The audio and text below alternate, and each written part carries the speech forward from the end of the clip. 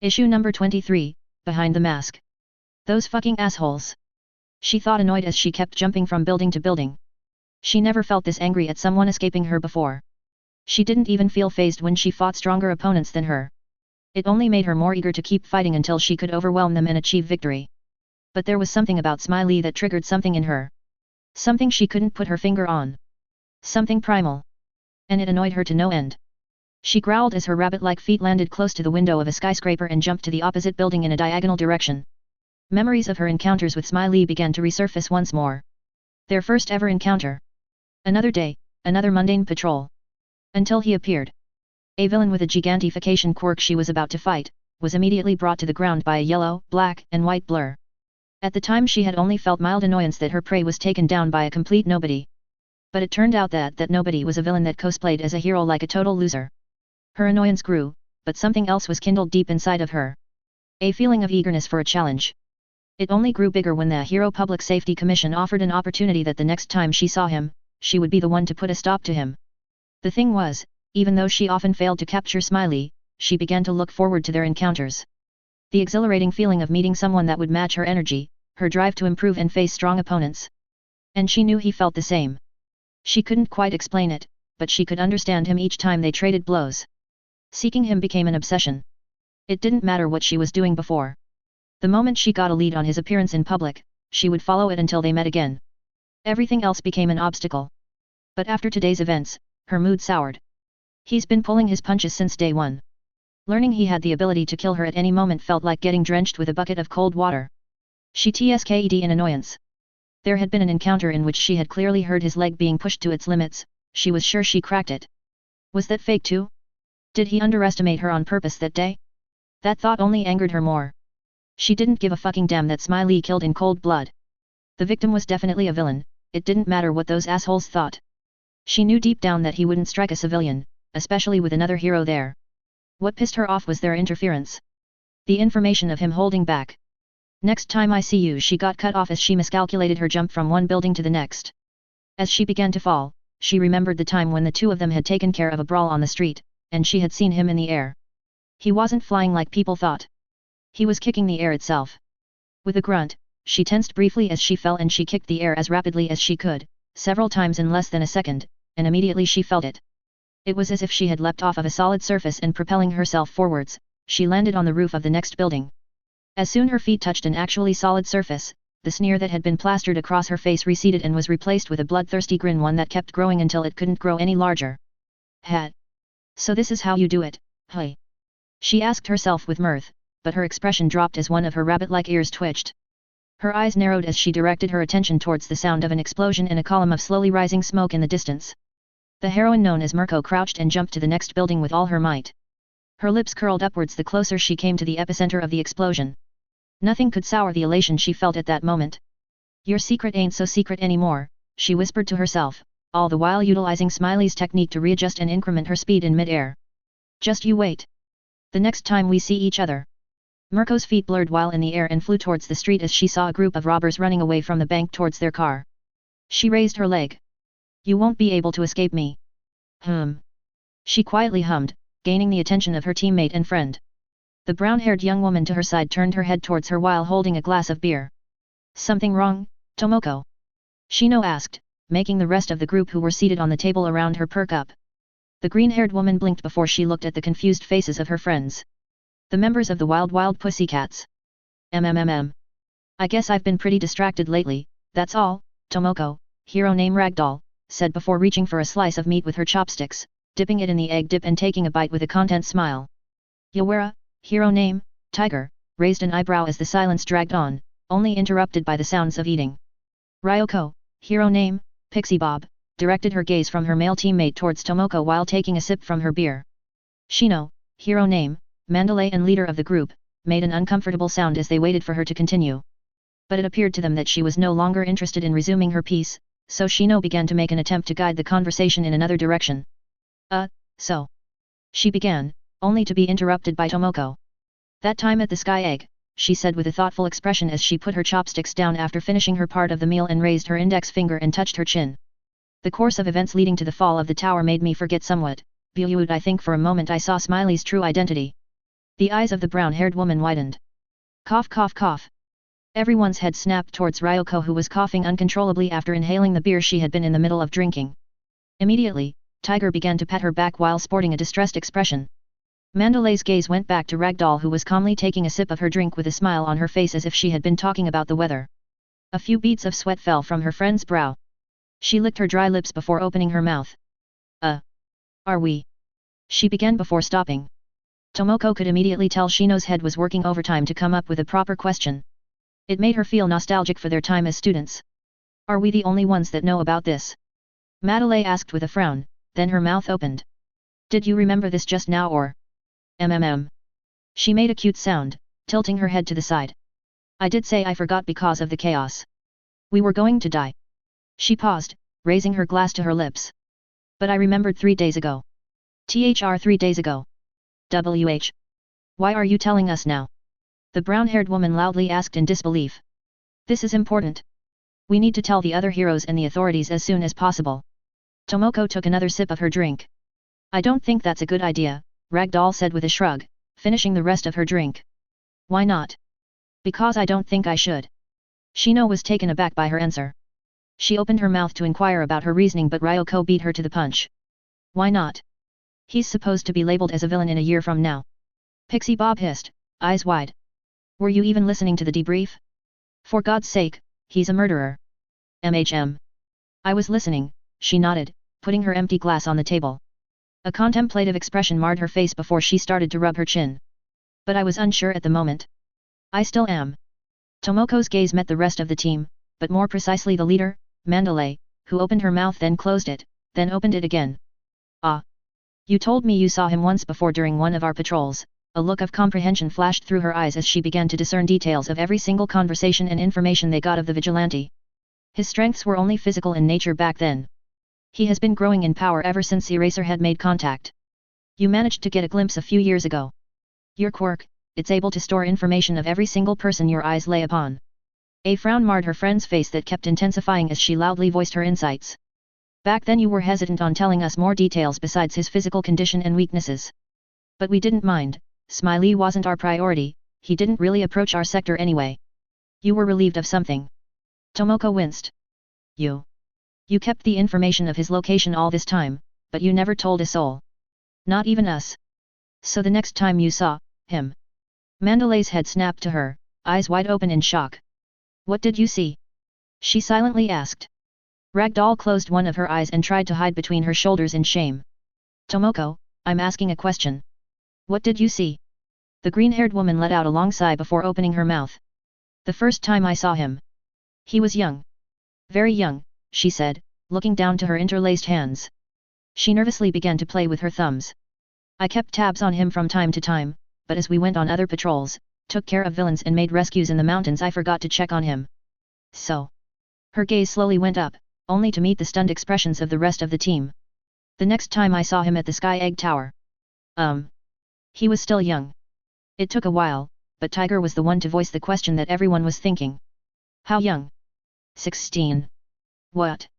It's been a while since the last time we had a meeting without the old man, I thought as I ate my bowl of noodle soup. It kinda resembled a ramen, the only difference being that it had less ingredients, a small piece of meat and cheap noodles, garnished with green onions and cabbage that were harvested from the small garden one of my clones has been maintaining on the roof of the warehouse. My eyes landed on a pink-haired teen who was looking at her phone in total concentration and scribbling some words in her notebook while she ate from her bowl from time to time. Then my gaze turned to the left, only to fall on a small young woman of red hair who had a laptop open in front of her with multiple streams and new channels open, her bowl on the table, empty. Her hands flew across the keyboard, rapidly opening and closing tabs as she worked. Weird. Most of the time I'm the one who concentrates on my work as a hero during meals. Well, at least I'm not eating on the streets like I used to. I'm used while looking at my food. For some reason Manami and Kazuho have been putting a lot of their time into helping me. I managed to catch both of them glancing towards each other before directing their attention back to their devices. Well. As long as they don't push themselves too hard I won't stop them, I hummed as I silently slurped the rest of the noodles. I heard Kazuho sigh. Putting her cell phone aside, she grabbed both sides of the bowl and drank what was left of the broth. Old man Knuckles was still in bed. Salt did say he needed a few more weeks before he could start the steps for his recovery, so it was only a matter of time before he's in top shape and he'd be able to drop by and we could resume our work as heroes. Or he could finally visit his daughter. Last time I heard, that guy with the spikes and his friends were taking care of her needs. Once I finished my food, I put my bowl on the table and opened my mouth. Have you girls noticed it yet? I asked them, gaining their attention. The cases of triggers in this and nearby districts have been going down since we took care of the culprit of the terrorist attack at Sky Egg. Yes, but they're not completely gone. In fact, Manamai said, trailing off for a moment as she pressed a few keys of her laptop and turned it so I could see it. As you can see in the footage of yesterday's villain attack, the criminal injected himself with a trigger pump before he could fight Ingenium's team. But it seems the villain was aware of what he was doing. Not only that, but the use of trigger is still prevalent in cities across the country. Some of them are not even close to Narahata. Kazuho followed by showing me a few pictures of some ninja hero fighting a man made of rock. One of the pictures showcased a black tongue hanging out of the rock man's mouth. Maybe someone took over. Or maybe there are other suppliers unrelated to the previous operation, the red-haired woman commented while giving a side glance towards Pop. She turned her laptop back so she could resume her research. You could ask Iwao when you are free. I remained silent, observing them for a bit before I looked at the clouds that were lazily moving by. Immediately after I heard Manamai press the button of her earpiece and speak. 5 blocks to your right there's a car chase in action. One of them has a lighting quirk. I heard my clone mutter got it through the earpiece, before it went silent. The sound of Kazuho giving instructions to my other clone through the walkie-talkie came after. KSHH. Gu I mean Hood, tell me your location. I heard my clone response but I immediately forgot it. No need to put in effort if it didn't involve me.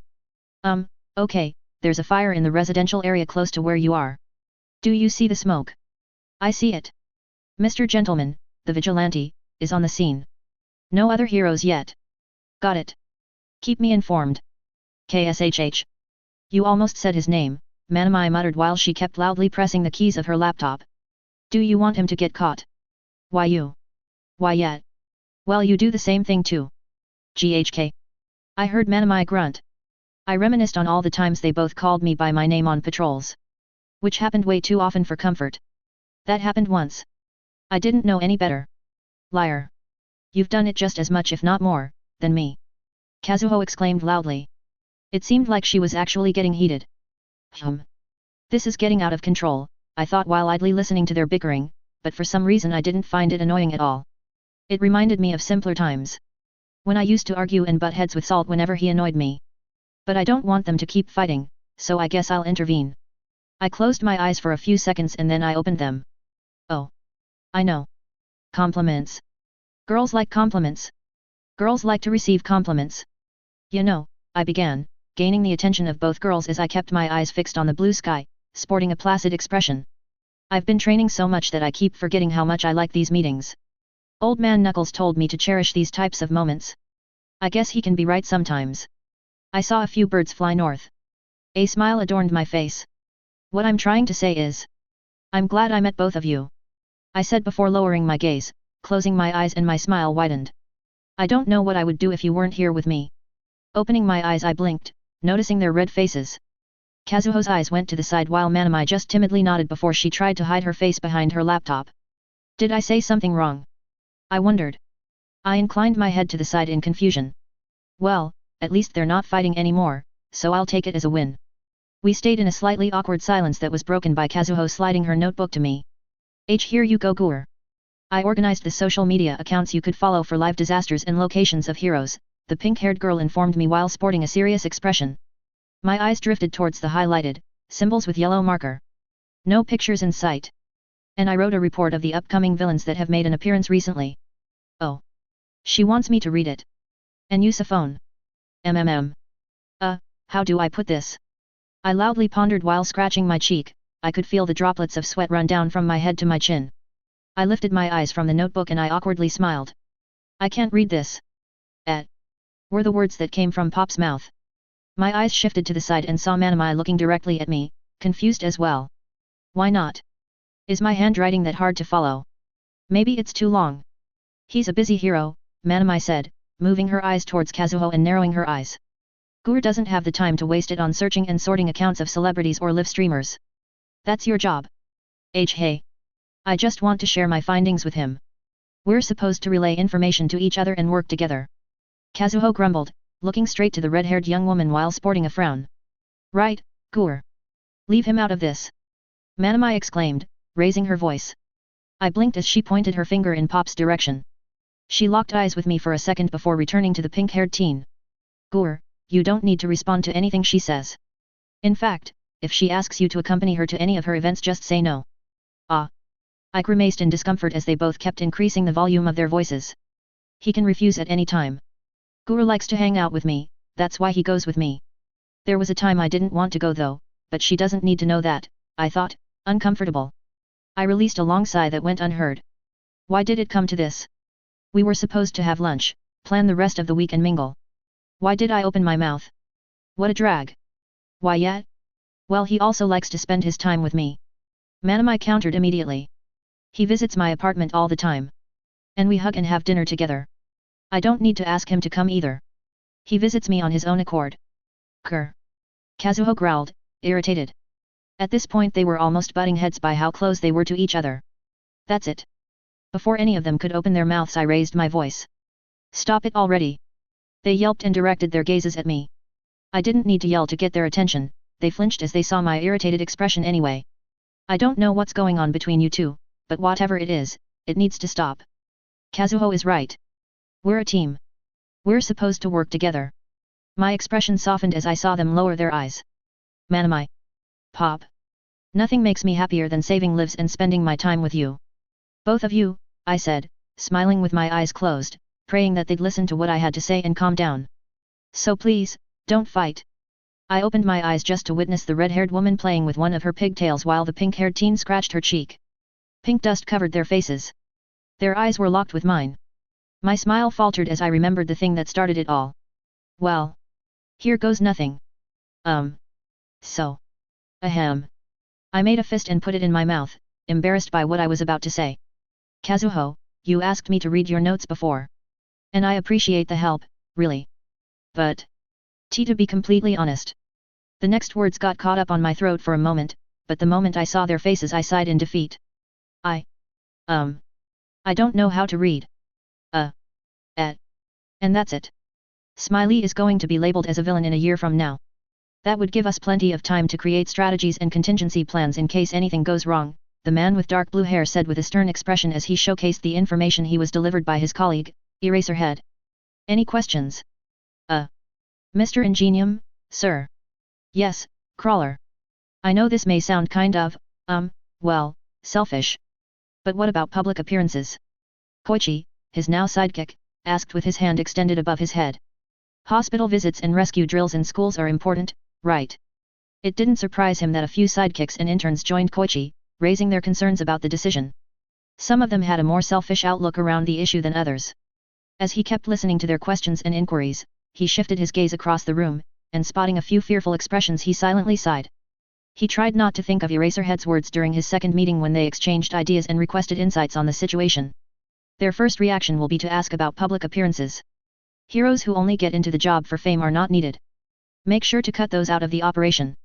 His mouth turned into a thin line before he nodded to his team. Yes. We discussed this issue in the debriefing after the Sky Egg incident. Team Idaten is going to split their focus into 3 different squads, Tensei explained, turning the projector off now that the presentation was over. First squad will concentrate their efforts into rescues and information gathering to mobilize the rest of the team should the situation require it. Second squad is going to be in both public appearances and rescue missions. This group in particular is going to work overtime to make up for the members who form part of the next squad, which brings us to, third squad. The members of this group in particular are going to cease all public appearances and will undergo a strict training regime, led by myself for the sole purpose of preparing for confronting and capturing Smiley. He heard his team murmur between themselves and tried not to wince as he noticed a few people in the room visibly relaxed by his words. Tensei pondered his next words while remembering what Eraserhead had said. There's going to be decent heroes from your agency that would fit perfectly for the operation but they'd rather not participate. Make sure they don't run away. You're going to need every single hand on board. Tensei closed his eyes, then he opened with determination. You're free to request which squad you would prefer to be assigned to, he calmly explained, a serious expression marring his face. But the squads are going to be assigned by me and I have the final say in the matter. If I see you fit for the third squad then you're in it. I don't want to hear any complaints about it. Am I understood? Annoyance began to bubble inside his chest at the lack of response. Am I understood? He loudly asked, startling the people in the room. It was a huge contrast to his usual serious and cheerful way of addressing his team. But it was needed. Not bad. But not good either. Dividing your agency into teams will give you the opportunity to undertake the training of the members you pick for the operation and keep doing rescues as your agency normally does. Your rank will go down, but you can remedy this by dealing with villains whenever you're free. Because the last thing he wanted. But know this, the moment you give people the option to do what they want, they will always choose the easy way. Don't let them run all over you. Is to be a pushover. Yes sir. The rest of the team shouted in unison. A smile returned to his lips before he spoke. Good. Now everyone is excused. Return to your posts, any further questions will have to wait until the end of the day, Tensei informed them before he started to gather the papers with information on Smiley and disconnected his laptop from the projector. He let out a sigh of relief the moment the last person left the room. That was stressful, the dark blue-haired man thought. He took his briefcase and closed the door of the conference room. As he exited his agency's headquarters and made his way towards his car, he pondered the course of events that had led to the meeting. Is it even possible to accomplish this task? I don't even think the time we have is going to be enough. He tried not to think about it. Once inside his car he looked up and audibly sighed. Why did you have to kill that person, Smiley? Everyone had. No. Everyone has so much respect for you. Why throw it away? He muttered, distraught. What happened? What pushed you over the edge to do something like this? Without even moving his gaze he reached for his left pocket and brought up a small mint-flavored bubblegum package. After his conversation with Eraserhead he quickly learned that while smoking could potentially help him relax, it wasn't for him.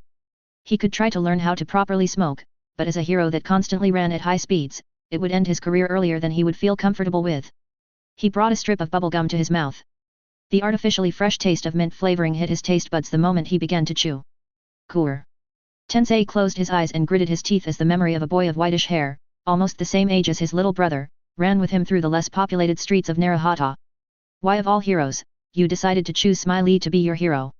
His hand covered his eyes and slowly began to fall until it landed on his thigh. What should I do? The high-speed hero pondered, the only sound he could hear was the loud noise of the bubblegum being chewed. I can't tell him.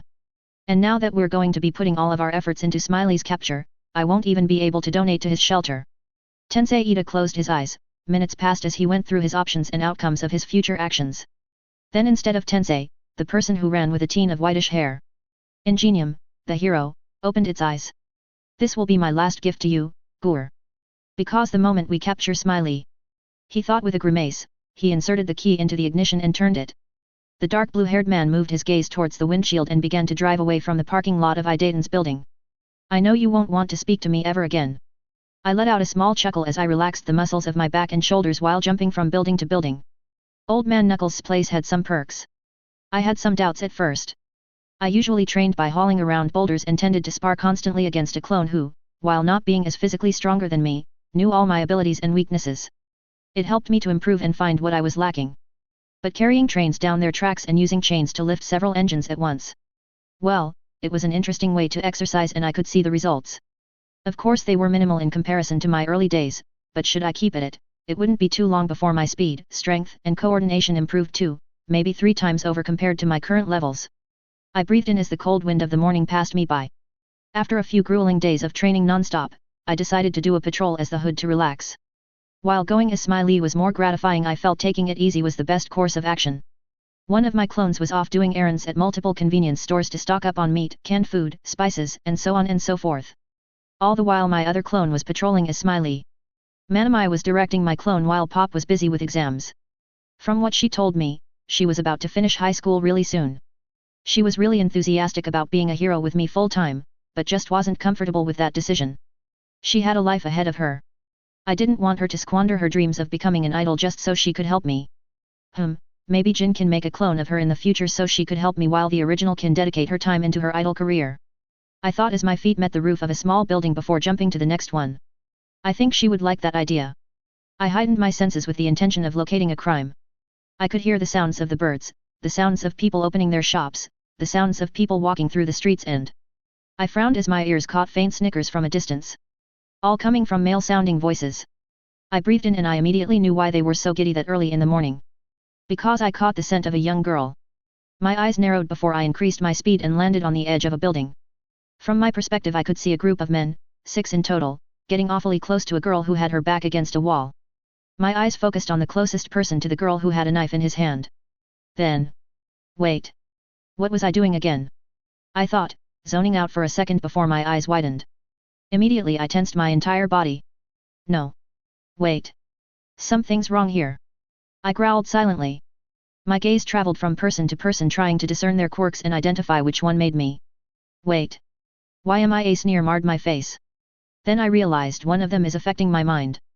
Before the user could do it again, I jumped from where I was and without a care if I was seen, my feet blurred at high speed and I flew towards the center of the men that were surrounding the girl in the alley. I breathed in, time slowed down and my hands blurred in fluid motion, similar to waves on a stream, hitting every single person multiple times. I didn't even flinch as I heard bones break. A poor sod got his whole jaw dislocated by one of my blows. The encounter ended in less than a second. I exhaled, hot air left through my teeth as I exhaled. It whistled like a boiling kettle. A look of disgust made its way to my face. No wonder people who walked across the street didn't notice. One of these guys has a mind control quirk. Powerful. But not powerful enough. I thought while I unfurled the rope to tie them up. He was targeting everyone outside the alleyway. Good thing he did. It made the effects less intense. I don't know who he is, but I'm hoping the pain will mess with his concentration so the authorities can do their job. As I began to rope the assailants, I redirected my gaze towards the girl who was still against the wall. I blinked once I noticed what she had on her left hand. A box cutter. My eyes then traveled from top to bottom. Blonde hair styled into 2 buns. Bright yellow eyes. Dark bags under her eyes, as if she hadn't slept in days. Beige sweater with dark blue collar with red tie. Dark blue skirt. Dark gray socks and brown shoes. I tried not to sneer at the people under my feet. They were trying to rape a high schooler. My blood boiled as the image of Kazuho in her school uniform replaced the girl before me. Are you okay? I asked, holding a plain expression but with a tint of worry. I was doing everything I could to not throw everything out the window and break every single bone of these pedophiles. They didn't touch you, did they? To my surprise I saw the girl smile, a cute blush made its way to her cheeks. She shook her head. They didn't lay a finger on me, she sang. She did a pose while closing her right eye and doing a peace sign over her open eye. And if they did, I had a way to deal with them. Hee hee. That's good. I nodded awkwardly before directing my attention back to the last man of the group and tying him with more force than I usually do with other quirk users. Be careful out there. You never know when you are going to face someone you can't beat. As I was about to round up the assailants and tie them to a lamppost so they could be found by the authorities, I heard the girl laugh. Qtaro, thank you. The blonde girl silently giggled, covering her huge smile with her hands that were closed into fists. I felt slightly unnerved at how she held her box cutter so close to her face. But more importantly, you move just like him. I raised one of my eyebrows in confusion. Like who? Her smile widened. Like Smiley. My other eyebrow joined the first one. I tried not to act surprised as I inclined my head to the side. And what makes you say that? I asked, cursing myself for using water flow just to deal with the group that were about to rape this girl. Isn't Smiley a few cities away from here? The unnerving smile never left her face. Maybe she sang with mirth. I managed to get a glimpse of her long fangs. BY people have seen Smiley in 2 places at once in the past. They say that he may have a clone quirk? Qtaro. That's just a rumor though. I said, raising one of the downed men and putting him on my shoulder. And put that thing away or you'll hurt yourself. But I love rumors. She exclaimed, pouting. I winced, blushing at her adorable face. Good thing I had a mask. Before I could repeat myself about the box cutter she put it away with a cute K. Good. Now I started, before stopping right on my tracks. Wait a second, now that I think about it. Shouldn't you be in school? I don't have to go to high school anymore. Hee hee hee, she giggled as she slowly approached me and stood a few steps away from me. And why is that? I asked, raising one of my eyebrows. Because I graduated, silly. Qtaro. Then why are you still using your school uniform? I don't have any more clothes, she said before raising her fists and holding them close to her chin. I'm homeless. Fuck. I loudly sighed. Even if she unnerves me, she's still someone in need of help. Okay. If you want to, there's this place that accepts anyone who's going through a bad time, I told her, giving her a signal so she could follow me, something she immediately did, skipping while sporting a big smile. As long as you don't cause any trouble and you're respectful of others, you're welcome to join in. She cutely inclined her body to the side and looked at me in a way that I couldn't quite put my finger on. What do you say? I said, once I tied the man to the lamppost. Wanna join? Okay. Once I changed in an alleyway a few streets away from the shelter, I made my way towards it. My hand reached to my scalp and I scratched it, an annoyed expression found its way to my face. That girl. Himiko Toga. A 14-year-old girl that claims that she ended high school last year? Not even I could come up with a lie so blatantly false like that. Kazuho and I were the same age last time I checked, and she's graduating next year. There are special cases, after all looks could be deceiving, but from what I managed to glimpse from her personality, she was not smart enough to make me believe she passed all her grades and graduated from high school this early. I hadn't exchanged words about her personal situation, but I was 80% sure that she ran away from home. Most likely because of her special needs. Once inside, I gave a signal to the nearby clone so he could go out and continue my patrol. I walked to the girl of the hour who was on top of the bunk bed she shared with the other female teen of the shelter, Cream. The moment she spotted me across the room she rose up, turned her position towards me and began to bounce in place. Once I was 2 feet away from her I opened my backpack and took 2 red cans. Here you go, I said, handing her 2 cans of tomato juice. I made sure to bring you one at room temperature and a cold one from the fridge. Yay! She cheered, her feet moving in delight as she held the cans close to her chest. Thank you Gur. I sighed. Try not to drink them so fast. Go for the cold one and leave the room temperature one for later, I told her before she could start to chug the first one like she did the last time I offered one. We're tight on money and I can't accommodate everyone's special needs. MMM. She nodded while she took small sips from her now open can. As I was about to go to my next target she got my attention. You knew I wouldn't be so thirsty if you offered me some of your blood. Guhu, she giggled while she tried to hide her face with the can of tomato juice. There it is. Her quirk was one of the reasons her parents were not searching for her, and probably why she decided to ditch school in the hopes to cross paths with Smiley, so she could satiate her hunger. She needed to drink blood or her mental state would deteriorate to the point where she would, well, go to the nearest person to satiate her needs. She tried to cut one of my clones with her box cutter. Thankfully he was able to restrain her and keep her contained until I got home. Salt was the one to come with the idea of offering her tomato juice. Same color, different taste, but it would keep her sane, for a while at least. It worked, but she still had urges. Which brought us here. I'll think about it, I said, turning away. You need to behave first. If you relapse and try to kill someone again, then you'll get nothing. Yai. Thank you Gur. I heard her say. I covered my face with my left hand as I walked towards Ena. Why does she have to be so cute? Manamai. Kazuho. And now her. Stupid hormones, I growled in distaste, trying to forget the things those 3 made me feel. They've been a thorn on my side ever since I turned 13. I hope once I become an adult it goes away. I can't let them control my emotions forever. The moment I arrived next to her bed, Ena's eyes met mine before she extended her hand. An unamused expression was splattered across her face. How many? I asked, fetching the expensive coffee, a different brand from the usual one she's used to, and offering it to her. I prayed to whoever was listening that her coffee would last longer than last time. She had to share it with the others. She never did that in the past. What happened? 6, she said while rudely snatching the coffee from my hand and began to inspect it. I gave one to the kid, another to the psycho girl you brought here. I wanted to give 2 to those teens that help you around but they declined for now, so I gave the rest to the people who needed it the most. It didn't surprise me that Khan and Cream declined the offer considering they had spare clothes to withstand the winter that was fast approaching. The reason I went ahead and got a more expensive brand of coffee for Ena was because we needed more coats and blankets of good quality. The funds were slowly increasing, but they were not fast enough to invest in food and clothes at the same time. The silver lining was that we now had 3 heaters instead of 1. With enough luck, everyone was going to be cozy this winter. I might need to steal. Borrow more money and supplies. Just in case, I thought with a hum. Before you go. Call the electric battery, Ena spoke with disinterest. I need to taste this coffee pronto. Her name is Cream. You've been with us for years, stop disrespecting her. Why would I want cream with my coffee? She asked, completely disinterested in what I just said. Bring the girl already. I frowned. You can be infuriating sometimes, I told her, annoyed. Can you at least try to be a better person? This is why Salt hates you. You're such a flatterer, the old woman drawled, not looking at me, her eyes fixated on the contents of the can. Now go. I want to drink my coffee in peace.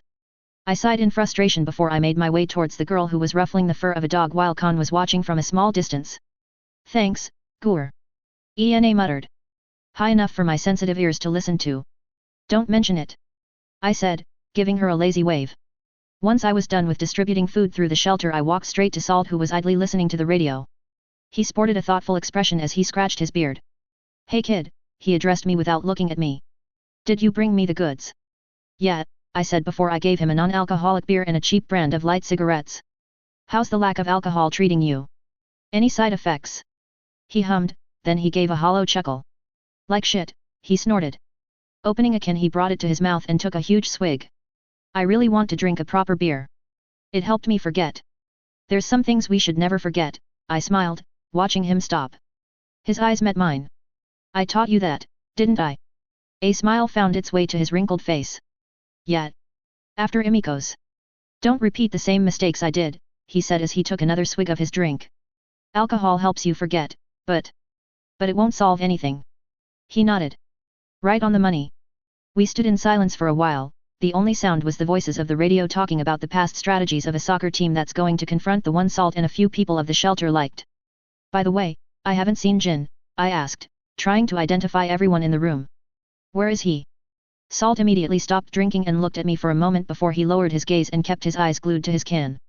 He's on the roof, he shrugged, then he took another swig of his beer until there was no more in the can and put it in a plastic bag for future recycling. He told me not to tell you. But frankly, I'm not the one to keep secrets. Salt. He needs help, kid. The man I met all those years ago closed his eyes. Just go. I frowned and immediately made my way towards the stairs leading to the roof and opened the door. Just to see Jin with his mask raised while drinking straight from a bottle of whiskey. Jin. What are you doing? Issue number 24, Surprises. His eyes met mine for a brief moment before breaking contact and redirecting his gaze somewhere else. We stood there in silence, the only sound that could be heard was the small howling of the wind and the sound of the birds that flew nearby. Jin. I addressed him again as I took a few steps forward, trying to decipher his state of mind. I tried not to narrow my eyes as my eyes caught the bottle of whiskey that only had half of its content. You've been sober ever since we became friends. Remember? Why? Yeah, he stuttered, making me stop. Jin has an unusual speech pattern. He often contradicts his previous statement which made people unfamiliar with him believe he wasn't a serious person. But that couldn't be farther from the truth. He could be serious depending on the circumstances, he was reliable and capable. Should he have been born any different I didn't know where we would be today. Which was a complete surprise to me to hear the next words coming from his mouth. I am. Sorry, B-boss. Jigu, Kur. Then he sniffed. Once. Twice. 3 times. And then I found myself in front of Jin, my friend, my confidant, and partner sobbing while he held his half-covered face. I raised my right hand with the intention of reaching him and touching his shoulder but I hesitated. Jin. You don't need to ask for forgiveness, I began, only to be interrupted by my friend who abruptly directed his gaze towards me. I do. Of course I do. Jin screamed before he began to scratch his head with his free hand while he moved the bottle of whiskey around. It's all my fault. What is it, Jin? I asked him, a look of concern marred my face. My gaze shifted to the glass bottle only to go back to my friend. What happened? Why you know? You. Why you know, was his answer before closing his eyes and choking on his own tears. He raised the bottle to his lips, but stopped and lowered it down without losing his grip on it. I know. I stood there for more time than I thought that I should until the realization hit me like a bucket of cold water. Emiko, I muttered while sporting a pained expression. I'm sorry it took me this long to notice, Jin. How foolish of me. And no boss I. To think that all this time you've been hurting in secret and I didn't even notice. Salt had to rat you out for me to know, I said as the memory of the day I found her hat among corpses resurfaced. I'm such a bad friend. And hero. I approached the person I considered a friend and took a seat next to him. Silence engulfed the space as nobody decided to continue the conversation. I sighed. It's not your fault, boss, were the words that came from the man from my side. It's. I tried not to sigh. How many times have I heard Jin blame himself for what happened that day? I closed my eyes. The memory of our first encounter all those years ago when I met him as he leaned against a wall, wasted on alcohol and how my words changed his life resurfaced across my mind. Then I opened my eyes. Jin, I began, a small and melancholic smile grew around my lips. Is that what you truly believe? The man to my side who was about to take a swig of whiskey stopped immediately and directed his entire being towards me. Oh, of course it is. It's my fault. He screamed, growing furious by questioning his logic. Good. That's exactly what I wanted. It's my fault she's dead. If normal narrative won't fix the problem, then what are you doing? Drinking while wallowing in self-pity? Do you really think that's how Emiko would like to see you? What about Deja Ki? Cream? Con? Himiko? Hey. As I kept talking I stood up and towered over Jin, who tried to look as small as possible. Are they less important so that's why you don't care about them? Answer me. And no. I mean yes. I mean. Seeing the opportunity, my hand flew and took away the bottle from my friend's grasp and threw it against the roof, reducing the bottle into pieces. Jin was so scared of me that barely registered my action, but jumped when he heard the breaking sound of the bottle. Aren't you their friend? Didn't you promise them to protect them from harm as I did? Why yes. Yes. Yes I did. Was Jin's response, something that almost made me smile as I noticed my gamble started to pay off. If normal reasoning didn't help, then my best bet was to attack him. Give him a way to defend himself and come back strong. Then what are you doing? We have an oath to keep. I screamed as both of my hands smacked each side of his head. To stay strong so we could always protect them from harm. Yet. My friend said before he suddenly hugged me. Yet. I awkwardly stood there for a few seconds, before I smiled and decided to return the affection. We stood there in a comfortable silence that stretched until sunset. Then suddenly I heard Jin sniff one last time. Boss. I chuckled. Yet. Thank you. Sometimes I wondered if I even deserved to be his friend. You're welcome, Jin. What? No I. Yes. I. One of my early theories. Yes. Yes. How young? Yes. I'm still here. Aizawa let out a long and suffering sigh as he scratched his scalp with more force than usual while the hand that was holding the phone to his ear tightened. He so very much wished he could have a smoke right about now, but the rules of the school prohibited him from indulging. Instead he took a piece of mint-flavored gum and immediately began to unwrap it. What's your goal by telling me this at this point? You had this information, for how many years? The underground hero turned teacher said, holding the gum close to his lips, ready to bite once he got the chance. This is out of my hands now. Having said his piece, he closed his mouth around the gum and started to loudly chew. I was hoping you could convince. Convince what? The police so they stop their efforts on what they think it's a killer because he's underage. The black-haired man said, frustrated. All that time, and the person he believed he was trying to capture was only a kid toying with him. Think. If they know that, they're going to increase the task force to ensure his capture either way. A young killer it's still a killer. There's no winning here. He heard a few voices coming from the other end of the call. But so he really did do it. Shit.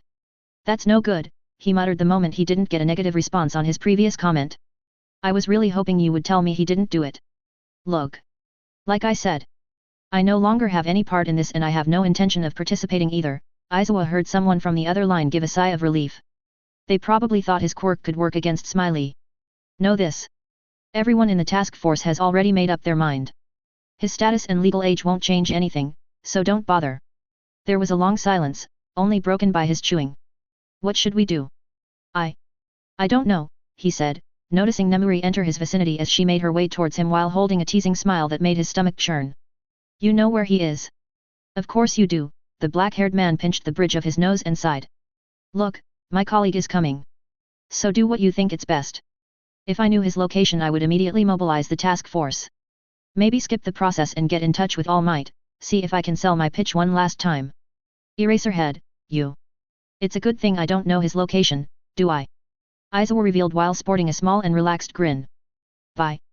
The moment his thumb made contact with the button to cut the call was when Nemuri, more known as the R-rated heroine, Midnight, got close and put her hands on her hips and made an amused sound. My. Did my little Aizawa finally find someone that can tame the beast residing inside of him? That was the question of the woman with long dark purple hair who he considered a friend. Nah. Someone was trying to sell me something so I wasted their time, he responded between chews as he smoothly pocketed the phone, a look of pure boredom marred his face. And don't go around speaking like that around me. You can be so annoying. You are so mean, my little Aizawa. And you call yourself a hero. I'm a teacher now and so are you. Behave. It had been, what, a month since he joined? With everything that had been going on, he could barely remember the moment it all started, much less could he say what was the last straw that made him abandon his work on the streets in exchange for the mantle of homeroom teacher. Of course a great part of the reason for his departure as an active hero was because of the steady decline of his rescues and the corresponding increase in the time he thought about the capture of Smiley. One could say that it was attributed to his latest failure in the vigilante's capture, Mirko being the reason for his escape. But maybe he had already been fed up for a while. Maybe looking at the corpse at the crime scene changed him. Who knows? So forceful. Nemuri, enthusiastic as ever, joked as her hands roamed her entire body and shook in enthusiasm. To think that youthful spirit I love is withering away. Then, before he could complain or offer a rebuttal, her expression softened and locked eyes with him. Eraserhead blinked. Hey. I know it's been a while, but are you doing okay? There was a small pause. What's with the sudden concern? Aizawa asked as he took a piece of paper from his pocket and put the gum in it so he could throw it away later. Those should be my words, no? We hadn't had the time to talk since Best Jeanist made you join the capture squad. Of course, he wasn't going to delve into her role in the capture plan. Like he previously said to the members of the Wild Pussycats. It was beyond his hands now. Oh, I don't know. She uttered as she began to tap her chin with her index finger. Maybe it was the public rejection to join the task force? Does that ring any bells? Do you really care? He asked, fetching for his cigarette package. Only to remember he no longer smokes. And he's not allowed to. So instead he went for another piece of gum. Of course I do. Nemuri said, exasperated, then her expression softened. Yamada thought he saw a ghost when he saw you in the meeting. He couldn't believe you would give up. I was going to say pass on the opportunity. There was a pause between them. The only sound that could be heard was the occasional bird call and his loud chewing. Well, at least Yamada can hold a promise and keep his mouth shut, Aizawa mentioned, making his female friend begin to open her mouth to berate him. Only for him to immediately interrupt her. We already had a talk about the subject. So don't worry about him. You on the other hand. I wasn't sure how to approach it. I would have been comfortable never addressing it at all. Besides, the job of a teacher was harder than I thought it was going to be. Ah. Isn't that the truth? Nemuri solemnly nodded while sporting her usual know-it-all smile. I didn't know you would adapt so fast. There was another pause. Look. I know there's a lot you're not telling me and I don't want to pressure you into saying more than you want. So instead of that. Midnight trailed off, showcasing a semblance of maturity that he rarely saw in her. I wanted to tell you that I'm here if you ever want to talk, okay? There was a time in which both of them were much closer than they were currently. A time in which they would share their problems and the like with Yamada and Shirakumo. But those days were long gone. And now they were just colleagues. What's more? 16 years old. Quirkless. He debuted when he was 8 years old. What a sick joke. Aizawa though, shaking his head. I wonder what I would have done if I had this information sooner. Aizawa. Oh, it's nothing. Just thinking about what I'm going to have at home, he said with a shrug before getting an idea and fetching something from his pocket and offering it to her. I'll give you a call should I ever need help. Want some gum? Oh. Thank you. Was her immediate cheery response. The tense atmosphere evaporated, as if it was never there. Okay. That one was easy. What kanji is this now? Popstep asked while sporting the smuggest grin she could muster as she scribbled a symbol I could barely decipher. The moment I revealed my inability to read and my academic level to both Kazuho and Manami, I regretted it immediately. Not because of how embarrassing it was, but because it was as if something was lit in both of them and between the two of them decided it was the time for me to learn. And who better to learn from than a high school student and a hacker? Wait, don't tell me. I muttered with indecision as I robotically cut the vegetables and put them into the pot, an action I was so used to doing that I could do it with my eyes closed. Manami said that some may look like stuff or animals. Ah, got it. It's the kanji for elephant. In response, the pink-haired teen just blew me a raspberry. Blat. Wrong. She responded, moving the finger that was hiding the answer in what I believe was hiragana, or was it katakana? That makes 5 right and 12 wrong. Come on Gur, there's 23 more before we can review the kanji alphabet again. So confusing. I muttered in frustration while fishing for the meat and cut it into small cubes. English is so much easier. At least they didn't try to go into foreign languages. I was somewhat afraid of how my English would come out. I meant. I could read it. That's how I relayed information between my clones in the past, plus all the spices and food products I bought from the stores were from the international section. As my embarrassment kept growing and Kazuho kept testing my retention of information that any child could learn, the familiar smell of sweat, asphalt, and metal appeared from my right. My eyes immediately zeroed onto the ones of the person I used to run into, Ingenium. Who, for some reason, sported a strained smile that put me on edge. Kazuho, can you go and fetch the tip jar? It should be inside, I told the girl who stopped teasing me once she noticed how tense I was. If you can't find it then ask the old man Knuckles, he should know where it is. Old man Knuckles was no longer in the shelter. Once he finally got in better shape he immediately went to pay a visit to his daughter and never came back. Meaning that I just told Kazuho to hide in case this was what I thought it was. A raid. Ingenium didn't seem the type to tip the police about the shelter. But looks could be deceiving. But he's... Oh, sure, were her words before she took everything related to our studies from the food stand and approached the door of the shelter behind me before entering. By the time she was gone, Ingenium the high-speed hero was in front of me. My lungs expanded and the world slowed down until nothing was moving. My eyes went into different directions trying to pinpoint anyone from his agency among the people waiting for the food around us, but no dice. Ingenium came alone. I let the air of my lungs go as slow and silent as I could, then I offered a half-smile. "Hi Gur, it's been a while, hasn't it?" "Haha," was the greeting of the high-speed hero before he gave a weak and awkward laugh. "No worries. I haven't done any running over there for a while, so no harm done," I replied as I cleaned my hands with a clean rag and began to stir the pot. "The food won't be ready for a while. Wanna grab a seat?" "Ah. I'm not really here for the food," he said, but took a seat in front of me regardless. "I'm aware," I sighed as I stopped stirring the food and put the lid in the pot. "Why would that many members of your agency keep coming here if not to keep tabs on me? You should give that crawler guy something easier to do because it seems using his brain is not his forte." I blinked when the man in front of me suddenly burst into laughter. "Ha ha ha. Thank you for that. I needed that, haha. Yeah. Koichi's speciality lies in rescues and villain control," he said with mirth, trying to get his voice under control. "I'm so sorry if he has caused you any trouble. But hey, you won't be seeing him from today on, he got reassigned to a new branch, he has more responsibilities now." I tried not to frown. I was really hoping to make him uncomfortable by insulting his sidekick, but it turned out I helped him with his nerves considering he was more relaxed now.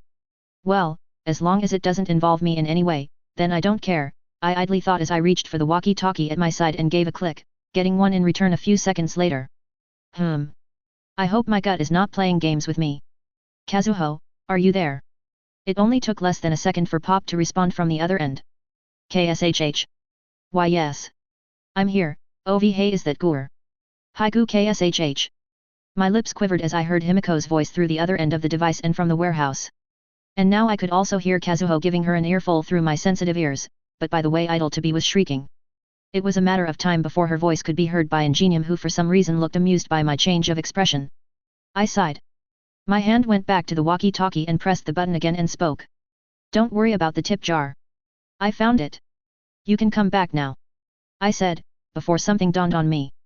"And tell Himiko to start her workout routine or I won't get her tomato juice." During the stage of approval before I gave her a taste of a drop of my blood, I learned that if Himiko tired herself out, then her anxiety towards consuming blood would lower slightly. The desire would be still there, but the negative emotions that would lead her to become aggressive lowers when she's at her tipping point. Meaning, she could go longer without blood and could satiate her hunger with other options. Which wasn't the best alternative, but when nobody can offer her the blood she needed besides Cream, who came up with the idea of giving blood to be in pain so she could use her quirk without the need to go hungry, or me, who would give her small amounts mixed with tomato products so her brain would associate them with the taste of blood. So far I have had good results, but I needed new recipes. I'll ask Manami for ideas when I see her. She's smart. I bet she can find more alternatives than me, I thought, before putting the walkie-talkie away. I lowered myself and reached for the tip jar from one of the base cabinets and put it in front of Ingenium, who gave an awkward laugh before reaching for his wallet and to my surprise put everything he had in there. My smile returned to my face just as I heard Kazuho exit the shelter. "Now, that's a tip," I commented as I counted the stack of bills without opening the jar. "If your sidekick tipped like that, I would feel sad that I'm not going to see him anymore." "Ha ha ha." He cheerfully laughed as he rubbed the back of his head. "That's true. If you're not hungry, what brings you here?" I asked as I began to clean my workspace. "I don't think the news of withdrawing your team from here was the reason for your visit, there's something else, am I correct?" "Correct again. Koichi could have told you that on his last day here if that was my intention." "I keep forgetting you're very perceptive," Tensei told me while sporting a relaxed smile. "And you're too nosy." His response was to awkwardly laugh. Kazuho took a seat as far away from Ingenium and began to unpack a few of the school supplies and silently watched us. My eyes narrowed as 4 cents entered my range. To tell you the truth, that was as far as the man with arrow-shaped brows before he was interrupted. "Lock on with these sparkling gazes," a feminine voice said, making me look to the left just to see a group of 4 people, 3 women and 1 man in the middle of their heroic introduction. "We've come to lend a paw and help," was the next line, coming from a green-haired woman in a yellow dress, cat ears and paw gloves. Coming out of nowhere came next from the only male from the group. Surprisingly, he also wore the same cat ears, paw gloves and dress as everyone else. Stingily cute and cat-like. And finally the last member, a blonde woman in a blue motif, with the only difference between her and her peers was that she was wearing a visor. They were. The wild pussycats are here. They announced before every single one of them struck a pose. After the Sky Egg incident, I needed an update of the active heroes. My eyes immediately went towards the green-haired woman who smiled and spoke with their team, who were patting their backs at their entrance as it seemed the heroic announcement was created for their Sky Egg presentation. The moment her eyes met mine, I broke contact as a sensation of being seen and dissected immediately went across my body. So, my body was not playing tricks on me, I thought as I took a ladle, opened the lid of the pot and began to stir once more. My eyes roamed the food, noting if everything was in order. I raised my head and my eyes immediately went towards Ingenium, who looked just as surprised as me by their presence. He didn't bring them here. So how did they? That woman. I shifted my gaze just to see Kazuho, who was looking at me very nervous. I couldn't fault her, considering we were both in our civilian personas and Ingenium, one of the fastest hero in Japan plus a team of heroes, were a few feet away from us. I closed my left eye and gave her a nervous but reassuring smile. She smiled back and went back to the notebook right away. The sensation of being dissected and seen never left my entire body, it almost made me audibly growl. That woman of green hair. She knows, but how? Can she read thoughts? I thought before I immediately brought up all the times I had to kill animals, skin them, eat them young or raw. I looked at the group expecting a reaction from the one who identified me, only to be met with a smile and a wave as they began to approach us. Well, that was unpleasant to remember. So her quirk doesn't let her read or see thoughts, but somehow she can see beyond me. Can she see my body under my clothes? My muscles? My arteries? What else can she see? Friends of yours? I asked Ingenium while I thought of possible scenarios that could follow this encounter, and a lot of them were not good.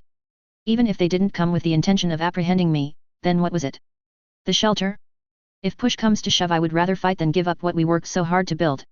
My identity as Smiley mattered little compared to the shelter and its people. My eyes bored into the blue-haired man who looked at me in shock. And no. I mean we, he pathetically stammered. We cough. We are colleagues. What are they doing here then? I asked just as the group arrived at the stand. I then directed my stare towards the wild pussycats. Can I help you?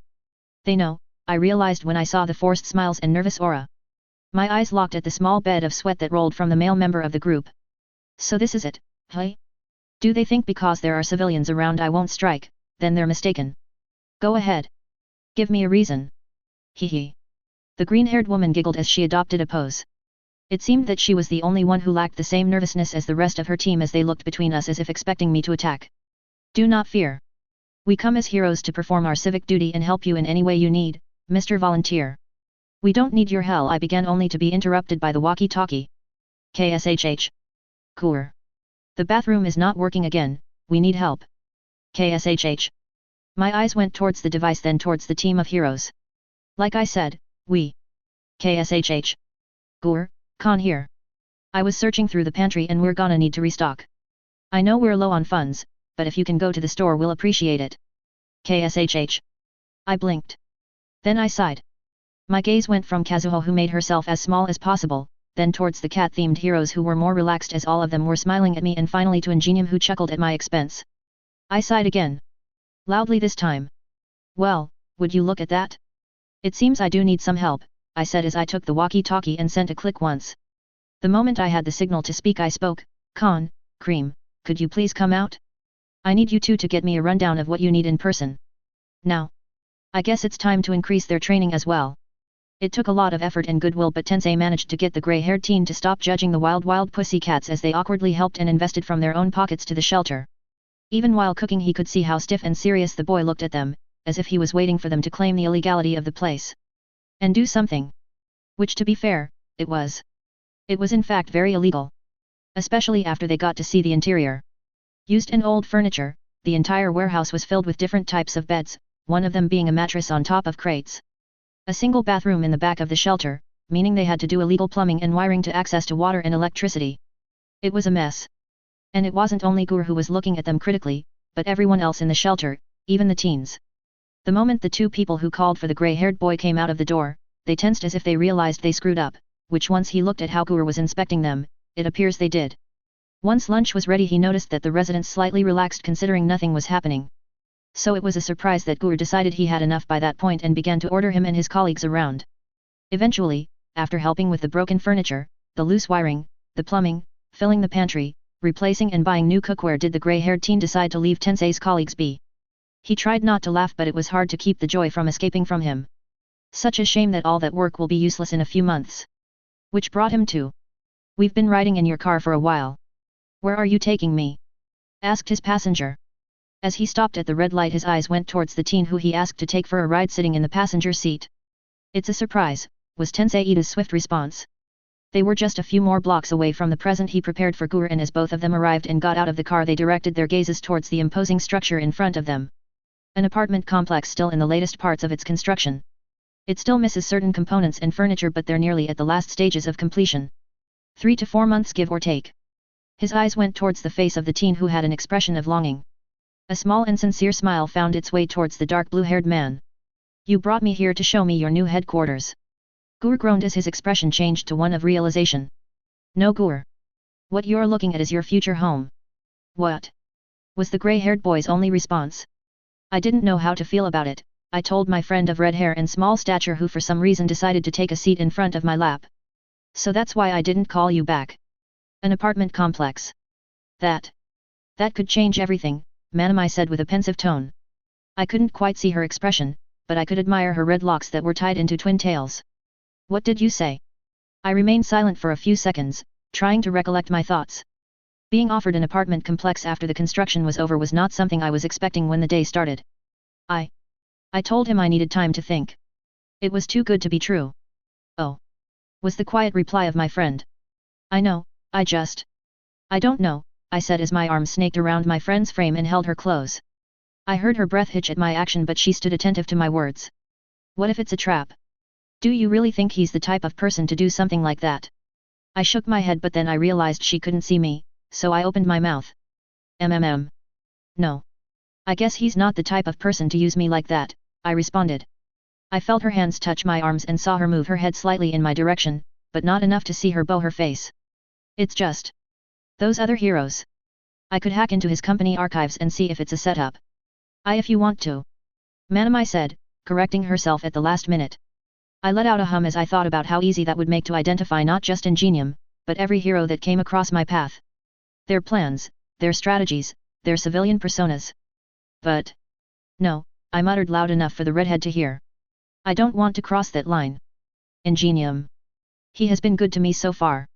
I don't think he's the type of person to betray me like that. Manamai's hands put a bit more pressure on my arms and even though I couldn't see her face, I knew she was smiling as she said. I'm glad you finally found a hero you can trust, Gur. Trust is such a strong word, was my immediate response. A small smile found its way back to my lips as I heard my friend's melodious laughter which I soon joined. I sighed. I'm going to miss this. Manamai stopped her giggles and directed her attention back to me. What do you mean? That's right. I forgot to tell you, I said as I untangled one of my arms from her and began to scratch the back of my head. Jin is feeling better now. Much better. What does that have anything to do with, Yet. Not so long ago, we had a talk about Emiko. I began, letting my hand fall back and join my other one holding onto my friend. Oh Gur. She replied, I closed my eyes in comfort as she pressed her back against my chest. Are you feeling okay? The memory of a hat covered in blood was replaced by a man twice my age crying in front of me. I held Manamai closer. I'm feeling better now, I said, a sad smile was plastered across my face. I chuckled. Where was I? Right. Later that day, after our conversation was over, he took his measuring band and took my measurements and told me to give him the order. He's going to clone himself, that means. Her breath hitched before muttering, so many Gurs. Yet. I affirmed, breathing in, the smell of strawberry assaulted my sensitive nostrils. Old Man Knuckles says I need all the help I can get, so I'm going to take it and train against as many clones as I can. I guess we won't see each other for a while. My petite friend asked, squirming in my grasp. Wait, what about our classes? You still haven't memorized your hiragana or katakana. Right. I almost forgot about them. In fact, today's lesson had been interrupted by Ingenium and those other heroes. I had to let Pop go too. The constant presence of the wild pussycats plus Ingenium grated on her nerves and I wasn't blind enough to not notice. I'll visit every weekend, we can meet at the roof with Kazuho and learn together. My lips turned upward as the image of me struggling to learn while Pop and Manamai worked together in walking me through common knowledge came to mind. Oh. I thought. She quieted down after that. Nothing. Just, please, don't strain yourself. My smile never faltered. Hee, no promises. What did heroes ever do to you? Stuttered the fake as he threw bouncing balls from the hole on his left arm and held the wound to his left side. The fake didn't opt to run away but changed positions whenever he came close enough to another swipe of his katana. He was rather fast for someone who was only able to throw bouncing balls. He had skill. He had potential. Too bad he squandered it all. It was an experience watching someone change when they approached death's doorstep. The fake who crossed his path this time was someone who would use his status as a hero to impress women on the streets. The fact that it often worked made him sick in the stomach. The fake suddenly crouched, a look of determination was plastered across his face. He narrowed his eyes before he noticed the projectile falling from the sky. The first bouncing ball the fake threw towards him. With a grunt he moved his arm and parried the projectile with his katana and redirected it towards another that was about to collide with his head, then another and another and another until finally, every single ball that was about to collide with his person missed its mark. You call yourself a hero? Asked the man dressed in a red scarf, grey bandages and black clothes as he readied his large weapon, still soaked with the blood of the fake in front of him. A hero who uses their status to lay with women because you have the power to do so is no hero. But a fake. Gah. A phony. You're no better than the worms that crawl at the bottom of a dumpster. He continued before with more strength than he had shown before he started to cut every projectile just as it came near him. But don't worry. Take this. 200% multi-bounce. The hero tried one last time, bringing both arms up, leaving his wound open for a second. Before his attack could properly begin he brought up his katana to his lips and licked the tip with his long tongue. Gah. Like a puppet whose strings were cut, the fake fell face first, unable to move. Know this. Your death will bring a new era, he said slowly walking towards his target. Rejoice. The fake hero didn't have time to scream before the man's neck met the cold touch of his weapon. As he left the man in a pool of blood, Stain brought up a small notebook and began to search for the name of the phony he just cleansed from this world. Bounce man. He grunted, crossing the name with a pen. He then pocketed the items. I need to stop playing with the food. After all, the last time he got overconfident. Stain's hand slowly went towards where his nose used to be. Before his unmasking. No, it won't happen again, the only living man in the alleyway said as he began to walk away, sheathing his sword. The only ones who are good enough to be called heroes are either All Might or him. I won't let these fakes sully the name of heroism. A/N, I know I said no more angst, but I wanted to get Jin in top shape for what's to come. I mean, the only way I could see to get twice back in action is to use the anime speech you see in most shonen. Hopefully it wasn't too grating for you guys. I just noticed the post schedule of this story and the last couple of chapters were an update per year and man that sounds rough, especially if I post a nothing burger chapter or a setup chapter, like this and last chapter. In fact the reason why you are seeing an update on the same year is because the other snippet I was writing drove me to a wall and I can't keep going. BTW, did you know I had a snippet thread called Qtaro's Stand Profiles? You guys should give it a look. Who knows? Maybe we can choose which story I can keep delaying. The One Who Could next chapter. LMAO, this is a joke. I use the snippet thread for ideas I have that I want to get out while they're still hot. Anyway, here's my plug. Patreon, https://www.patreon.com/c/Qtaro Cujoh. Discord, https://discord.gg/6b7gbkfbc. Issue number 25, New Developments. He seemed nice. Qtaro, also known as Tiger, the only male member of the Wild Pussycats once they finally arrived at their headquarters. If you call ordering heroes around like we owe him money nice? Then yeah, I agree, he's really nice. Ryoko, also known as Pixie Bob, said with a groan as she massaged her back with both of her hands. He was pretty cute though. Ryoko, for the love of God, replied Shino, also known as Madelay and leader of the group, as she covered her face in shame. Once she recovered, her eyes strayed towards the last member, who was looking at them with her arms behind her back and a smile plastered across her face. Well, Tomoko. Tomoko, also known as Ragdoll, perked up when her name was called. Well, what? Madelay sighed at her comrade's response.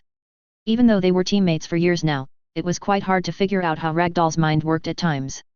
Shino knew that Search, Tomoko's quirk, somewhat warped the way she viewed the world, and her personality reflected that. So it was quite a surprise that once they ended their call with Eraserhead, the green-haired woman of the group suggested they visit Smiley themselves. We saw him. We know where he works. What are we going to do with this information? Madelay asked. She noticed how the other members of the group kept their mouths shut. You told us you wanted to see him. Clearly you didn't want to see him just to satiate your curiosity, did you? Ragdoll brought one of her paws to her chin and looked pensive for a few seconds before answering. I was hoping for you to see Smiley, the real one, the same way I've seen him, she said with a content smile. He runs a homeless shelter and feeds people on the streets. He can't be that bad, despite what the police say, right? An illegal shelter, actually, corrected Qtaro while crossing his arms over his chest. And he's still a killer, added Shino, frowning. It doesn't matter if he runs a homeless shelter or feeds the homeless or if is a hero on top of that. Smiley killed someone, in a really gruesome way, and by the looks of it he shows no remorse for his actions.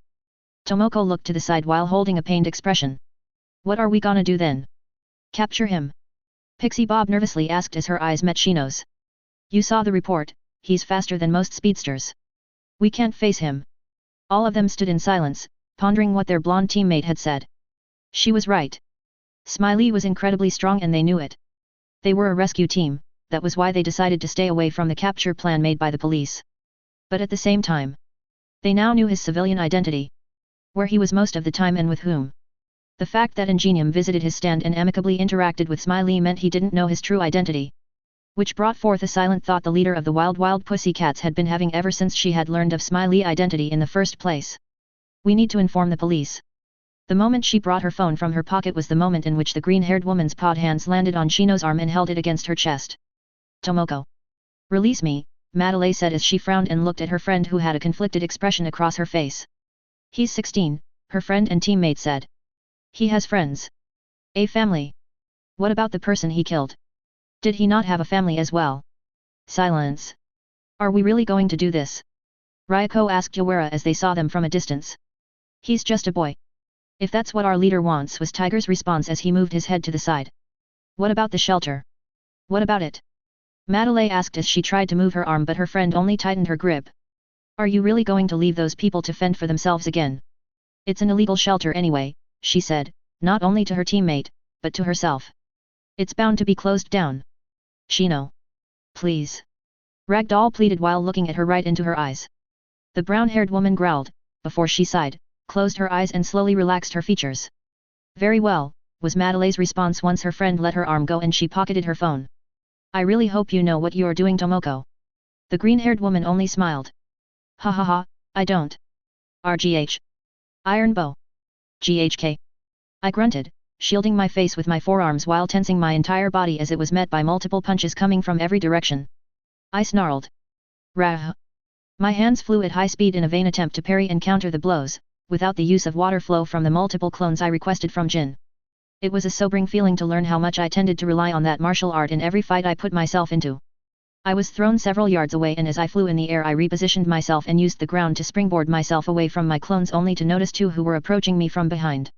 My breathing stabilized in the small window I created. I turned around as my hand began to move. Don't fucking use it. One of my clones screamed, making me lose focus and receiving multiple hits in the face and my torso as punishment. I saw droplets of blood flying from my mouth and nose in slow motion as I was sent back to the clones that were in hot pursuit behind me. How much time has it been since the last time I was in a fight that I felt I couldn't win? Of course, I could destroy every single clone with ease. They were way weaker than me in their overall strength and durability. A proper blow that goes beyond their limits would immediately end their existence. But that wasn't the point of this fight. The point was, I needed improvement. I needed technique. I needed something that could be used in the future against the monster that was able to take away quirks. My feet blurred, propelling me upwards into the sky. My clones followed me, fists raised. Paper art, I muttered, relaxing my entire body and evading as many blows as I could, but as I kept evading just like before when I used Iron Body, I was starting to get overwhelmed by the amount of clones hitting me at the same time, landing blow after blow on my body until it became unbearable. KGH. My hand flew forward and do not use it. Was the swift reply from above, only to receive a haymaker that sent me to the ground. I kicked the air as many times as I could before I could hit the ground and changed my direction towards a tree, then I used it to change my course towards another, then another, and another. The world became a blur as I escaped my clones while trying and failing to come up with a new technique to develop. I breathed in. My vision sharpened and everything began to slow down, even my clones, who seemed to adapt and were already in the air or in the trees as they followed me. My feet touched the sturdy surface of the tree and jumped towards a window between my clones who were slowly moving towards me. As I was passing between two clones, one of them raised his fist to meet my face, but I simply moved my head out of the way and kept going, moving between copies of myself and their vain attempts of capture or retaliation. KGH. I grunted in pain as I felt as if I was being drowned as I pushed my lungs to their limits. The moment I passed the last clone was the moment I let out a long breath that sounded like the whistle of a kettle. As the world around me returned to its original speed, I tried to recall the memories of my past for ideas. All those years of brutal training I put myself through. All those nights of introspection. Only to be replaced by all the times I spent with Manami in her apartment. Or the events of Kazuho as Pop Step. Studying Japanese with them. Even Himiko and her smile with fangs occupied my head. I growled as I turned back and tensed my entire body before jumping into the air and facing my copies who were coming at me at high speeds. Fine. If I couldn't find a new style, I might as well train my body until I couldn't go on. With a roar of defiance, my fists flew to meet the ones of my clones. Only to be met by pain. Whoa, boss. Are you doing okay? He doesn't look so good. Maybe we went too far. He told us to go all out without using whirlwind storm. This is what he asked for. But he's shaking. So. I tried to regain my breath while my clones looked at me and commented on my state from the side. The training session began in the morning and it was close to sunset, going by the color of the sky. My entire body was covered in bruises and small gashes that stained my limbs and face with blood. My gaze went from the floor towards my hands just to confirm what my clone stated. And they were right. I was shaking. I panted before grinding my teeth against each other in anger. Why was I so tired? I fought against inferior versions of myself. The fact that they could harm me pissed me off. I couldn't even retain my breathing. My lungs were burning by how much I pushed them. I tried to take a big gulp of air, only to violently cough the next second. Cough. Cough. Cough. He's not coughing blood, is he? I hope not. See? I told you we went too far. Once the coughing was over, I tried to retain my breathing, ending in failure once more. Fuck. I said between pants as I closed my eyes. I knew I shouldn't feel anger, this was what I asked for. I should be happy for the opportunity, but after an entire day from sunrise to sunset against multiple clones, I could barely defend myself, and to end in this state was demoralizing. It proved that should I find myself against that monster, I would be another stain in the floor. And that pissed me off. I opened my eyes. No matter. It's just one day. Once I regain my breathing, I'll keep going and going, even if it takes me the entire week, I thought before spitting towards the floor. It was saliva mixed with blood. I need to adapt and keep going. With a look of determination, I took one step, but I faltered and began to fall. Whoa there. Boss. Hey, are yo?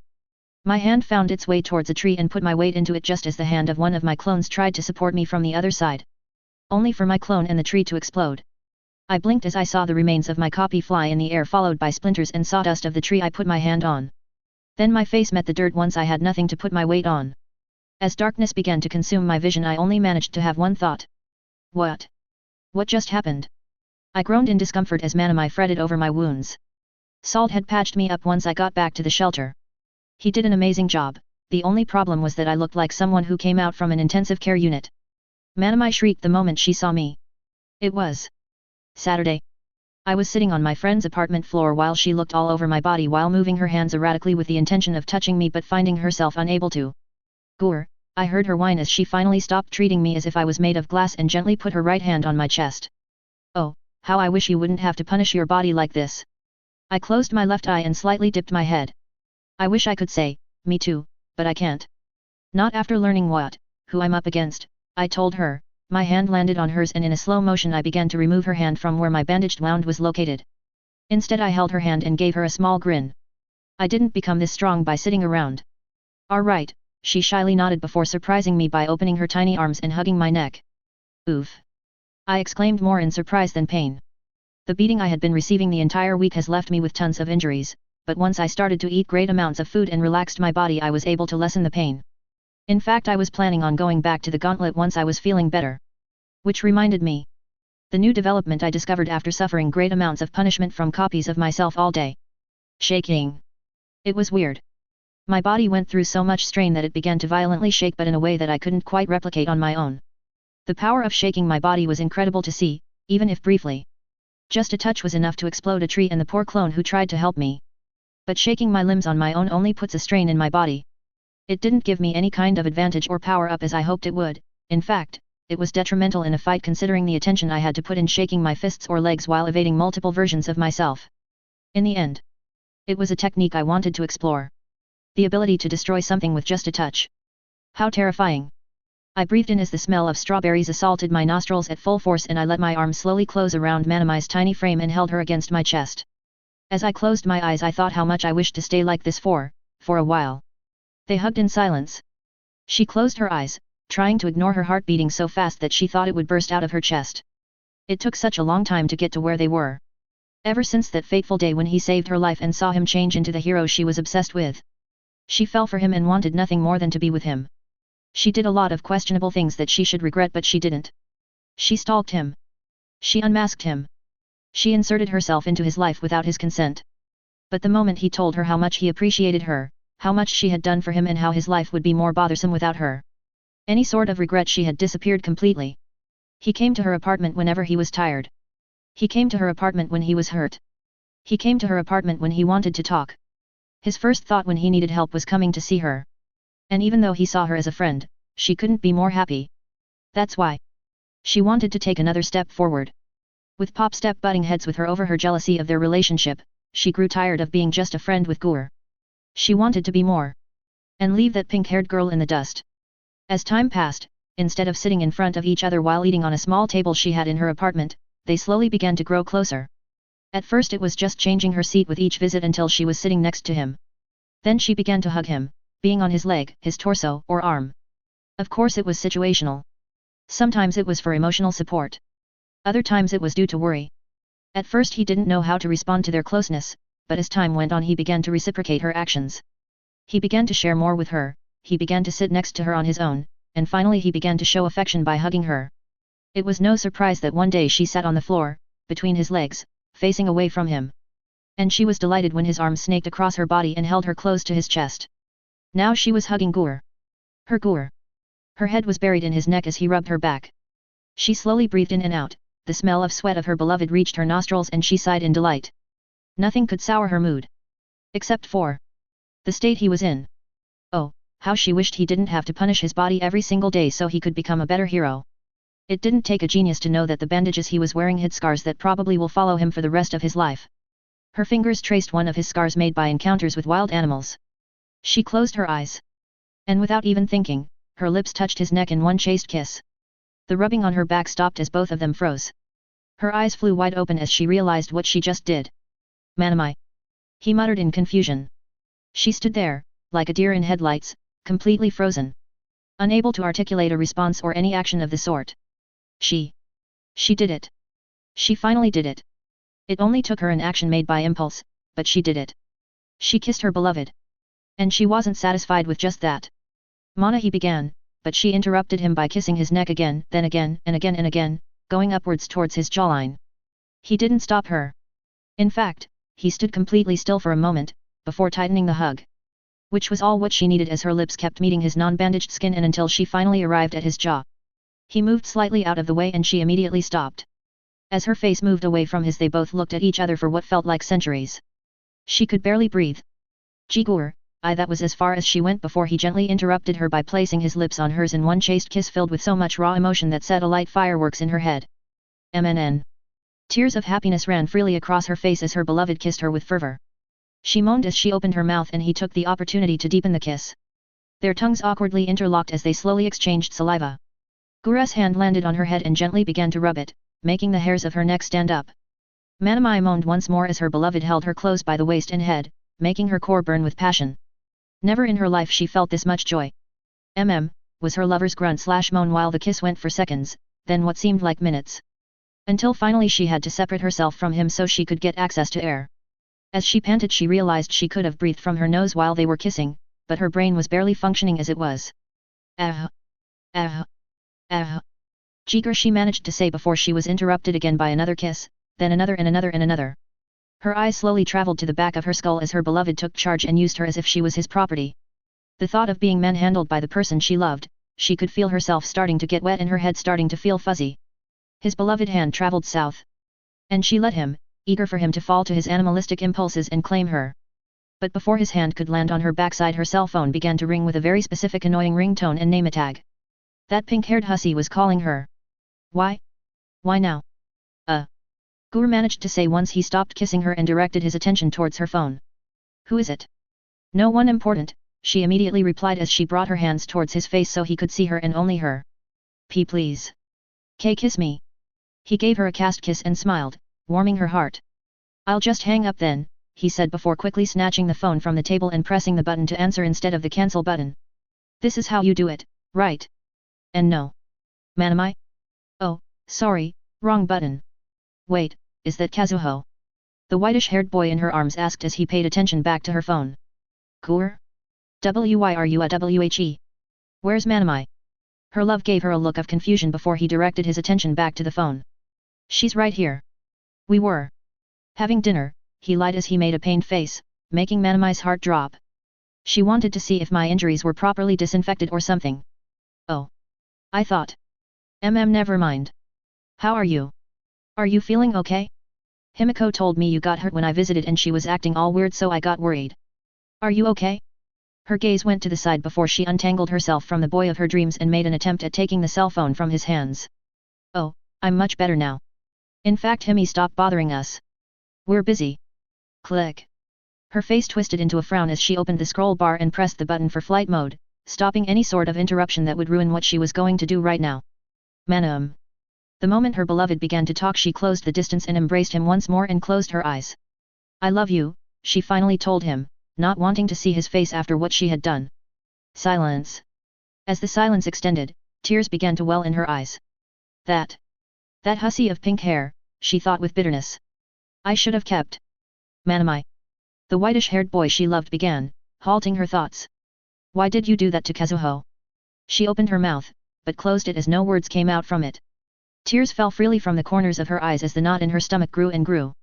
Gur sighed and then put both of his hands on her shoulders and gently pushed her away from him so they could both look at each other. She resisted, but even as gentle as Gur could be, his strength was too much for her to fight it. She tried to look her beloved in the eyes, but she couldn't. Her eyes strayed until they fell to the floor. But the boy she loved didn't allow her, as he gently held her chin and raised it. Manamai? What happened? At her lack of response, he frowned. You and Kazuho seem to always be fighting about something and even though she interrupted us I don't think she deserves that kind of treatment. Is that the way you always act to her when I'm not around? She sniffed. And no. She managed to stutter as her heart tightened. I don't want to lose you. So please. Please. Love me back. Lose me? What does that have anything to do with? He began before growing quiet for a long moment. She saw him in real time as he slowly connected the dots. Until finally, oh. She feels the same way, hey. She nodded, sporting a saddened expression.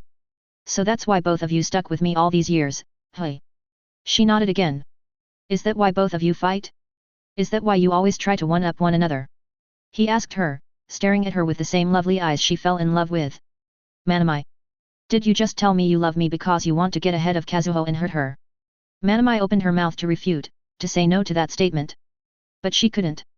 Instead she stood quiet as her eyes went to the side. If you love me and want to have a relationship with me, I'll do everything in my power to love you back, he said, making her eyes open wide in shock. But if you're only telling me now because you want to get ahead of Kazuho and hurt her because she also loves me, then I can't accept that. His thumb landed on the end of her edge of her eyes and began to clean some of her tears. I know you're better than this Manamai, he said before his lips met her forehead and held her close. I just want you to. She stuttered, snot began to fall from her nose as she closed her eyes and bit her lower lip. I want you to love me. IMSS, sorry. And I will try to love you. But not like this, he told her. She felt his hand slowly caressing her head. They stood like that in silence, the only sounds that broke it was her sobs that started to go down as time went on. Until Kazuho feels the same way as you do, hey. Gur quietly mused, making her blood run cold. To think both of you feel this way about me. To tell you the truth, I never thought that would ever be possible. His beloved words shocked her to her core. What do you mean by that? She silently stuttered, trying to comprehend what Gur just said. Why you're so lovely and so cute. You're so reliable. Eve, everyone depends on you. You're a hero. My hero. Why would you think that? He stood in silence for a while, she could only hear his breathing on her neck. I can recall most of my life, but I can't remember who my parents were. Their faces. Their personalities. Why did they decide to abandon me? Nothing, he said, holding her slightly tighter. I only remember my life fading away while looking at the stars from the comfort of an alley, only to wake the next day wondering why my life was the way it is. The grey-haired hero let out a hollow chuckle. Nobody saved me.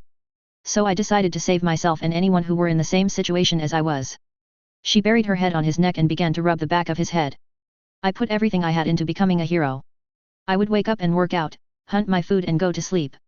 There was no time for socialization. No time for making friends. No time for love. Her eyes widened. Gur untangled his arms from her back and pushed her away so both of them could look into each other's eyes once more. His thumb brushed the corner of her left eye with tenderness and smiled. Once I met every single one of you, I felt something I never felt before. Love. He closed his eyes while holding his lovable smile. The only thing I wanted was to protect you. Every single one of you. But I thought romantic love was beyond me. I'm a hero. The path of a hero is a lonely one. You need to put your all into it or you won't be able to protect the people you love. So. His smile faltered. That's why I never thought someone would ever love me. His saddened expression broke her heart. Thank you for loving me.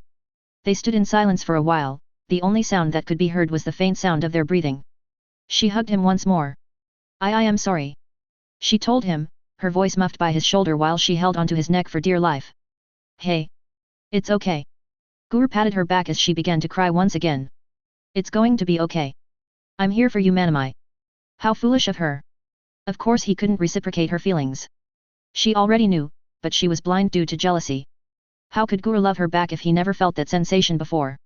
The only reason he kissed her back was because he was following his instincts. As she bawled her eyes out, she swore to never fall to jealousy ever again. She no longer cared to be the only one in his heart. The only thing she cared for right now was for his happiness. I breathed in. My feet blurred in the dark sky, impulsing me towards my next destination. A growl escaped my throat as I breathed out. It all started with the reports of a hero killed in action, Bounce Man. His corpse was left to be found by a bunch of kids the next day. Then there were minor reports of villains, Yakuza, ex-Yakuza members, and petty robbers all dead with the same type of wounds. It was infuriating that nobody took notice of the similarities and connected the dots. Not even me.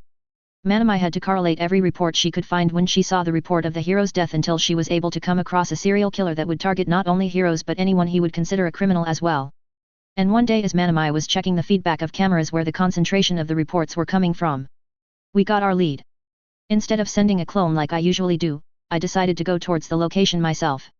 My frown deepened as I saw the sun slowly set in the horizon. The killer operated at night, which gave me enough time to arrive at the city in which he began his assault and search for him. As I put more strength into my kicks to propel me further, I closed my left eye in discomfort.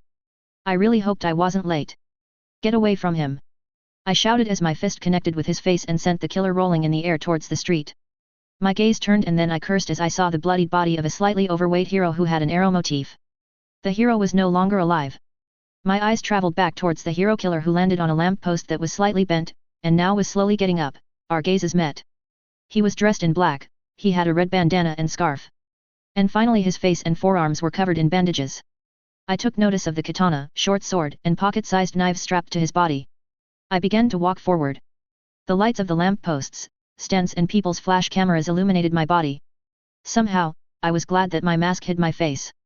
Because I didn't want to know the type of face I was doing right now. Smiley. I'm so glad you took notice of my work, said the killer, making my blood boil. He moved one hand to the side and gave me a nod. Truly, for a hero of your caliber to find me so soon. I'm so happy. He then pointed at me. But I need you to step aside. You're interfering with my mission. My mission of a just world. I let his words hang in the air as I stood there, trying to process how a serial killer was even happy to see me. After all, we've never interacted before.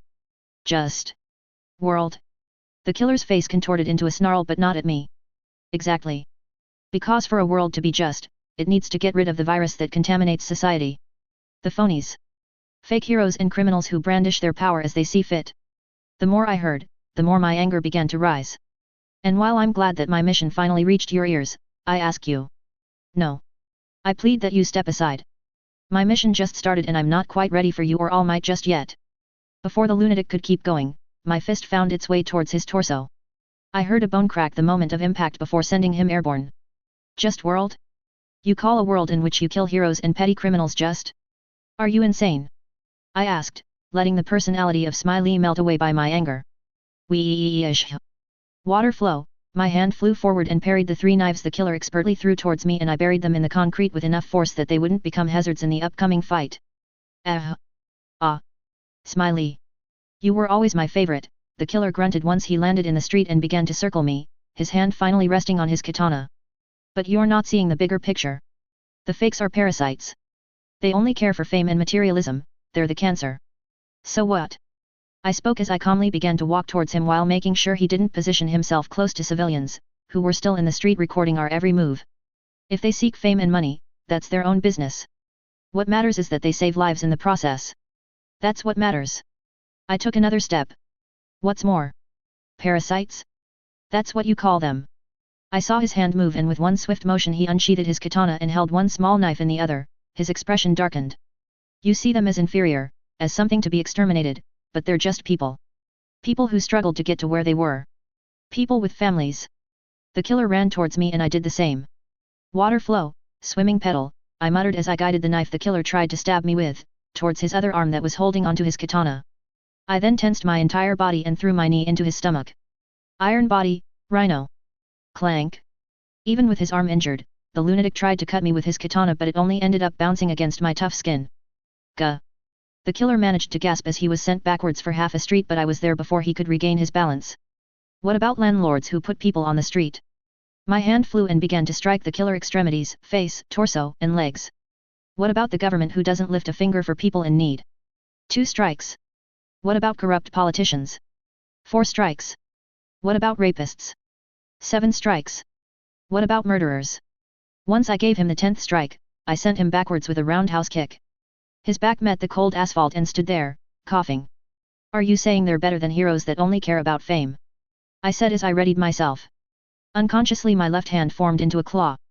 If fake heroes are parasites, then you're worse than a parasite. You're a maggot crawling in their excrement. Cough. Cough. So that's how it's going to be, hey? The killer rasped as he stood up and took his short sword from his sheath and shakily pointed it at me. You have your conviction. And I have mine. What are you going to do now, I wonder, Smiley? Without saying another word I jumped in his direction, my hand blurred.